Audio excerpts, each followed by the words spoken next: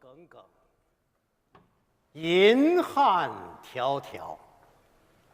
从远古奔来的中华文明的长河，千回百转，千淘万漉，使一颗明珠浮出了水面。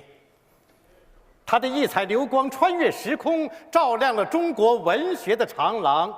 它就是滋养了中华民族文化近千年，并使世界也为之回首的唐宋文学。徜徉在这文学珍宝馆，我们目不暇接，我们流连忘返。在这里，我们和中国文学史上的众多名流巨匠擦肩而过。你看，迎面走来的是天子呼来不上船，笑傲红尘的李白；眼望国破山河在，老泪纵横的杜甫。这一边是听一曲琵琶泪洒青山的白居易，那一边是登楼远望心忧天下的范仲淹。苏东坡月下把酒，声声向苍天发问，辛弃疾挑灯看剑，夜夜梦里沙场秋点兵。柳永为有三秋桂子，十里荷花吟咏歌唱，李清照则为梧桐更兼细语，黯然神伤。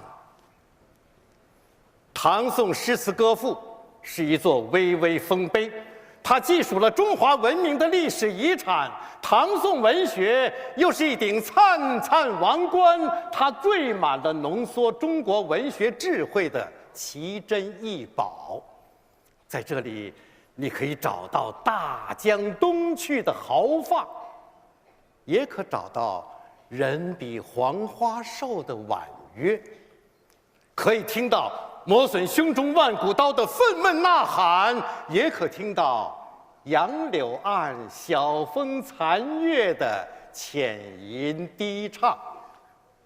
有怒发冲冠的报国志，有窗前明月的故乡情，有独上西楼的长相思，有草长莺飞的梦江南，有春光乍泄的蝶恋花，有斗霜傲雪的一剪梅。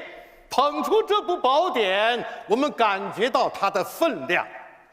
刻写历史，它刀刀见血；鞭笞黑暗，它字字带泪；思索人生，它笔笔入里；憧憬光明，它生生不倦。寒英举华，我们也能体味到它的博大。它是历史的凝固，也是现实的关照，是文人的妙笔，也是哲人的沉思，是千里莺啼的锦绣江山卷，也是宫廷王朝的血雨腥风图。他的大漠孤烟，他的塞外古角，他的新坟旧轨，他的金风玉露，共同托起的是中国文学史上的一座珠穆朗玛。今天晚上，让我们共同举起唐宋名篇这尊美酒，邀明月至花前，饮诗情到九重，在一声声荡气回肠的千古绝唱中，开启一次美的旅程。但愿人长久，中国唐宋名篇音乐朗诵会现在开始。什么叫潇洒酣畅？什么叫豪情万丈？读一读李白的《将进酒》吧。古往今来，以酒入诗无以计数，似乎还没有哪一篇像《将进酒》这样读来荡气回肠、酣畅淋漓。以酒会友是人生一大快事。本来这次宴饮，李白与朋友袁丹丘是作为客人应邀出席，但李白反客为主，在宴席上豪情大发，谈天说地，颐指气使，这场酒宴成了感慨人生的讲坛。这篇惊世骇俗之作，以驾长风、携雷电的气势，抒发巨人式的感伤。不必把人生得意须尽欢误读为李白的沉沦。一声天生我材必有用，千金散尽还复来的呐喊，亮出的才是李白的人生价值宣言。请大家欣赏李白的《将进酒》，作曲叶小刚，朗诵濮存昕。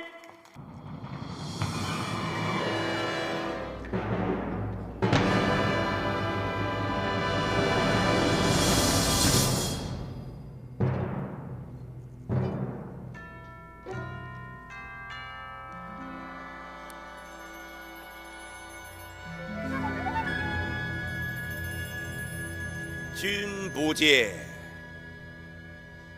黄河之水天上来，奔流到海不复回。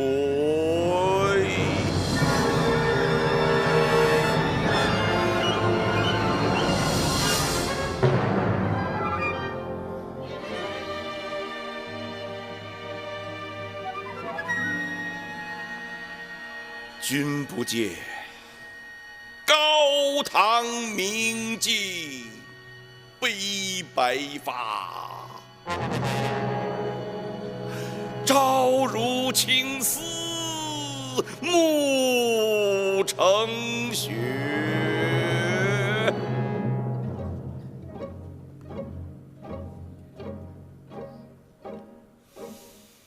天生我材必有用，千金散尽还复来。烹羊宰牛且为乐，会须一饮300杯。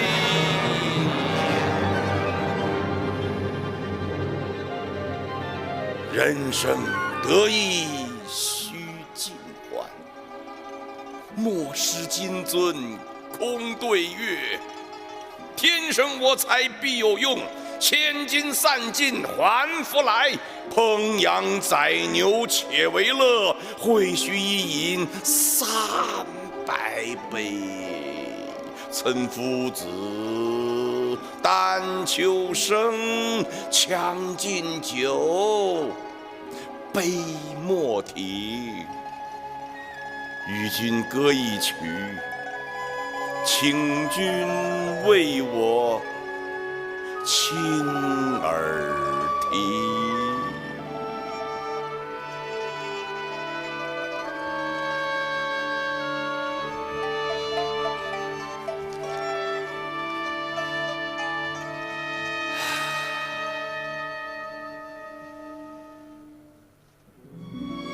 钟鼓馔玉不足贵，但愿长醉不愿醒。古来圣贤皆寂寞，惟有饮者留其名。陈王昔时宴平乐，斗酒十千恣欢谑。主人何为言少钱，径须沽取对君酌。五花马，千金裘，呼儿将出换美酒，与尔同销万古愁。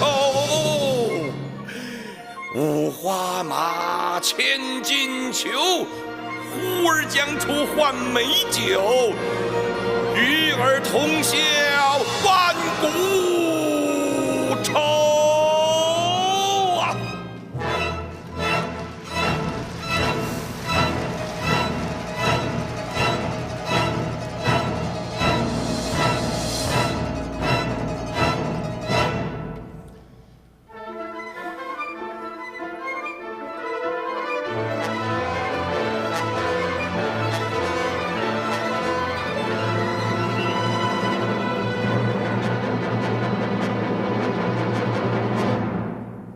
君不见，黄河之水天上来，奔流到海，不复回。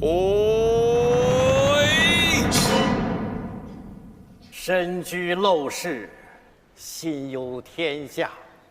自古以来，就是人人志士推崇的高风亮节。刘禹锡凭借《陋室铭》这篇传世之作，发表了他响亮的人生宣言。在这篇只有81个字的短文里，我们可以清晰地解读出这样达观而又充满哲理的人生态度。生活的清贫，绝不妨碍精神的富有。拥有高尚的情操与宽广的胸襟，就拥有了丰富多彩的精神广场。清贫的物质世界顿时会对你展开异样的色彩。一片青苔，一抹草色，一缕清风，一阵蛙鸣，都有了几分圣洁的意味。达到了这层境界，我们竟可以坦然反问：一个脱离了低级趣味的人，何陋之有？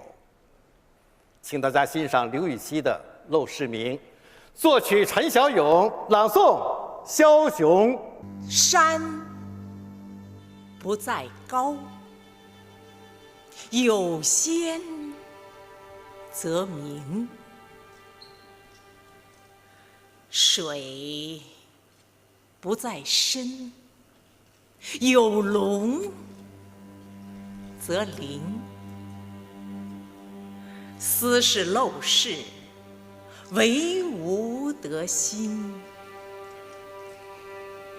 苔痕上阶绿，草色入帘青。谈笑有鸿儒，往来无白丁。可以调素琴，阅京津，无丝竹之乱耳，无案牍之劳形。南阳诸葛庐，西蜀子云亭。孔子云：何陋之有？中国诗坛上最为辉煌的一座雕像，他的浪漫主义情怀在他五彩缤纷的山水诗中始终闪烁着奇异的灵光。而在不朽名篇《蜀道难》中，他凭借天马行空般的驰骋想象和超凡脱俗的生花妙笔，向世人诠释了浪漫和境界的最高层次。在这幅描绘蜀国古道的泼墨大写意里，李白以他神鬼莫测的笔法，不仅写出了蜀道的雄奇、威仪、险峻和峥嵘，写出了神功鬼斧的大自然对人心灵的震撼，还寄情山水，状物抒情，把想象、夸张、神话和现实了无痕迹地融合在一起。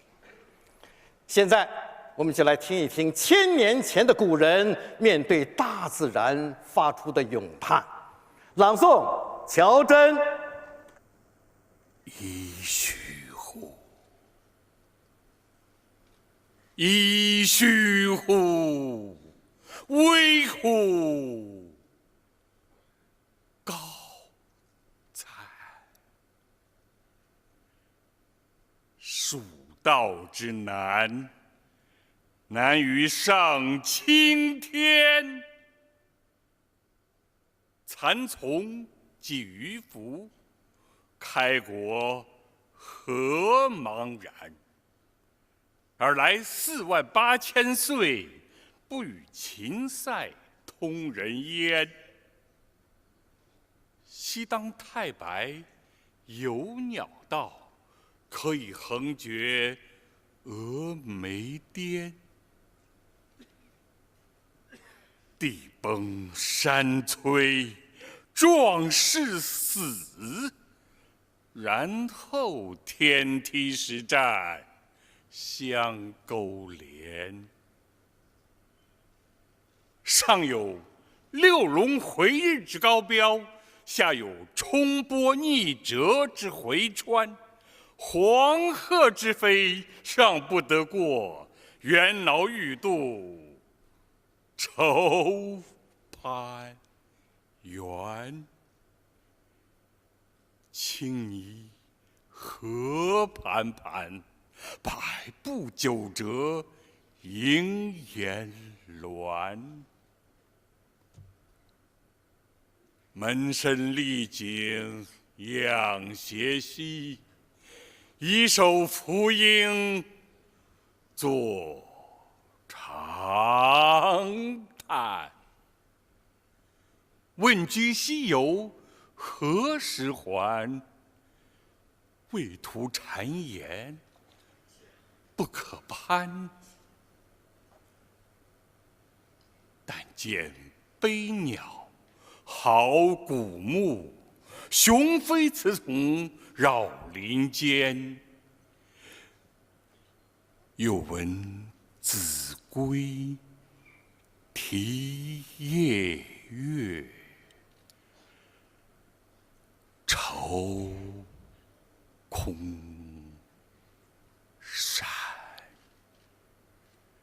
蜀道之难，难于上青天。使人听此，雕朱颜。连峰去天不盈尺，枯松倒挂已绝壁。飞湍瀑流争喧辉，平崖转石万壑雷。其险也如此，见而远道之人胡为乎来哉？剑阁峥嵘而崔嵬，一夫当关，万夫莫开。所守或匪侵，化为狼与豺；招闭猛虎，西避长蛇，磨牙吮血，杀人如麻。锦城虽云乐，不如早还家。蜀道之难，难于上青天。侧身希望长子见。让我们沿着时光的河床逆流而上，回到1200年前，在成都美丽的浣花溪畔，有一座最简陋、最普通的茅屋。然而，就在这草堂之内，却顽强地跳动着一颗想黎民、思百姓、忧天下的心。被后世尊为中国诗圣的杜甫，就在这里栖身，凭借这茅屋遮风挡雨。可上苍连这一点怜悯也不肯给他，秋风怒号，大雨滂沱，把草堂的屋顶席卷而去。面对茅草飞散和群童抢夺，瘦骨嶙峋的诗人在唇焦口燥、倚杖叹息之余，却由无炉独破推及到天下寒士，以他博大的爱国爱民之心，发出了安得广厦千万间，大庇天下寒士俱欢颜的千古绝响。诗人饱蘸激情，写下了这首流芳百世的《茅屋为秋风所破歌》。现在就请大家欣赏作曲莫凡，朗诵丁建华。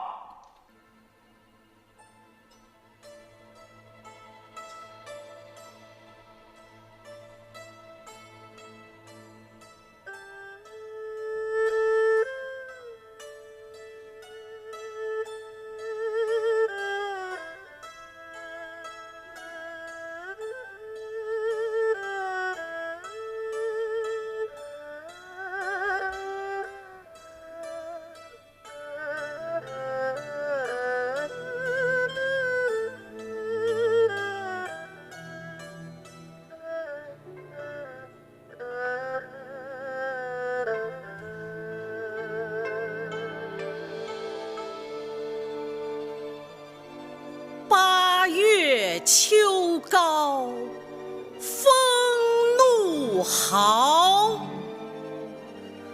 卷我屋上三重茅。毛飞渡江洒江郊，高者挂卷长林梢，下者飘转沉塘坳。南村群童欺我老无力，忍能对面为盗贼，公然抱茅入竹去。唇焦口燥呼不得，归来倚杖自叹息。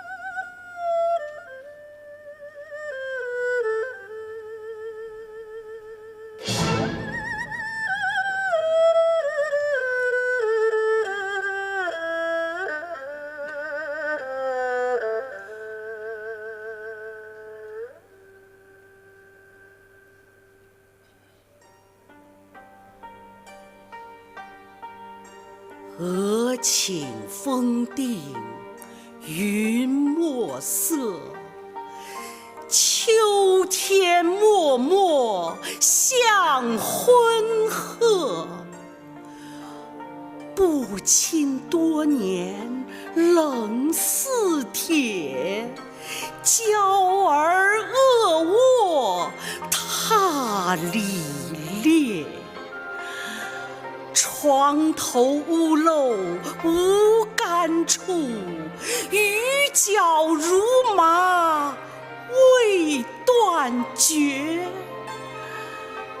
自经丧乱少睡眠，长夜沾湿何由彻？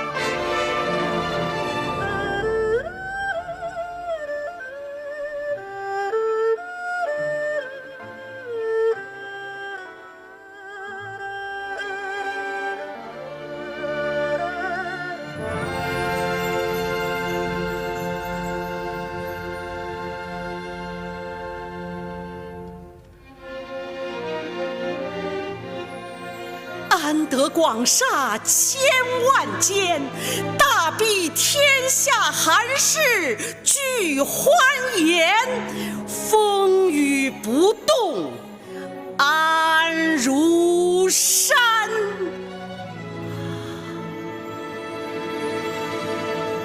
呜呼！何时眼前突兀现此屋？吾庐独破受冻，死亦足。词人张孝祥写了一首《念奴娇·过洞庭》。秋夜